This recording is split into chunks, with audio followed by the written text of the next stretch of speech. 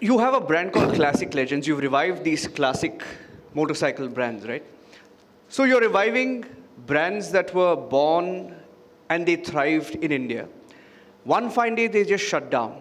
In 1995, correct? 1995 is when I think the Yezdis and the Javas, one fine day they were gone.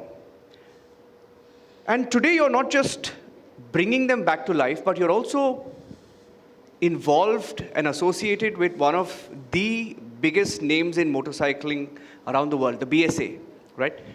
So ladies and gentlemen, the BSA, the iconic BSA born in Britain, and Anupam Thareja, an Indian entrepreneur, has a big role to play. He handles BSA. So an Indian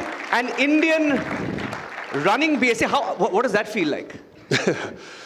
So somebody once told me out there that you are taking our Kohinoor now, right? And that I actually took it with a lot of panache and pride, right? So remember when UK was the industry or the factory of the world, Birmingham was a factory of UK. Yeah. And BSA was the heart of Birmingham, right? That's why it's called BSA, Birmingham Small Arms, right? That's the full form. There is a serial called Peaky Blinders, which brings it out very nicely. So yeah, for us, it's very important, right? In this era of protectionism, the only way to turn it around on its head is if you buy a brand which is local. So when Britishers are buying, they're not buying a global brand, they are buying the best version of their heritage, right? Yes. And that just turns it on its head, right? Now, once I have that heritage credibility or emotional credibility in UK, then I can take that credibility to the world. So that's how we are building our brands. Java was the largest brand in the Eastern Bloc, right? So we started selling Java in Czech Republic. We started selling BSAs in UK. We started selling Yezdis in India because these were the home grounds. And then we took the authenticity of these brands. From that, as I said, we took the credibility, the emotional credibility global, right? So when we go with BSA, we say from UK to the world, proudly Indian. So we say true Brit, Indian grit, right? So we are proudly saying true Brit, but Indian grit. You won't have revived without us. So that makes me very proud. Yeah. Fantastic, fantastic story.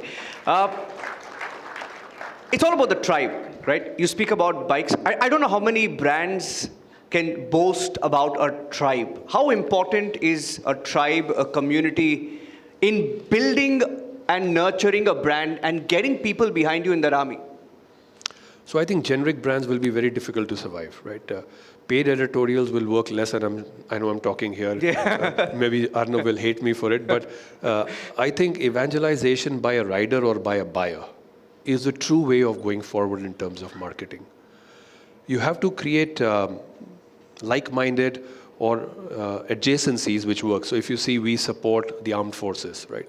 The war widows, the martyrs' kids. We have a coffee brand. We just launched Yezdi Coffee, so we do brew rides. We have Nomads, which is a tribe, which is a riding community. And we support various forms of music. So there is blues, there is Java jazz, there is independence rock. So we support subcultures. See, we are not a mainstream, as you can see it. We're not a mainstream, right? Yeah. We are actually hatke, right? So we have to adopt the subcultures. And somebody has to grow these subcultures, right? In good old days, you say, the kings used to patronize. Art always emerges and flourishes through patronization. Now, those eras are gone, but there is a new form of thing that is coming, which is what we do. Adopt these subcultures, grow them, make them into brand evangelists.